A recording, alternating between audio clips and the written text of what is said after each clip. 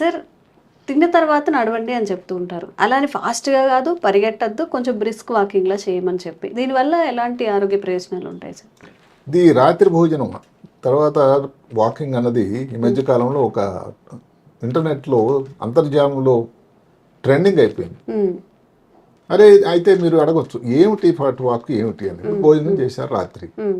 భోజనం చేశారు ఆ రోజు ఏదో సుష్టుగా ఏదో కొన్ని మంచి కర్రీస్ ఉన్నాయి ఏవో తీసుకున్నారు. కడుపు నిండా తినేశారు. వెంటనే బ- మనం ఏదో కూర్చోవడం లేకపోతే కానీ పడుకుండేటట్టు అయితే హ్మ్. ఏదైతే ఇప్పుడు ఎక్కువ ఫైబర్ కానీ కార్బోహైడ్రేట్ కానీ ఉండే పదార్థాలు ఉండేసరికి దానివల్ల కొంత వాయువు లాంటి తయారవుతుంది, గాలి లాంటిది. అది బయటకు పోయే మార్గం లేదుగా. హ్మ్. ఈ ఫాట్ వాక్ చేస్తే అంటే ఆ తర్వాత నడక చేస్తే హ్మ్. ఈ గాలి అన్నది నోటి నుంచి కానీ కింద నుంచి కానీ వెళ్ళిపోవడం వల్ల హ్మ్. పేగులలో కదలిక బాగా అవుతుంది. ఓకే.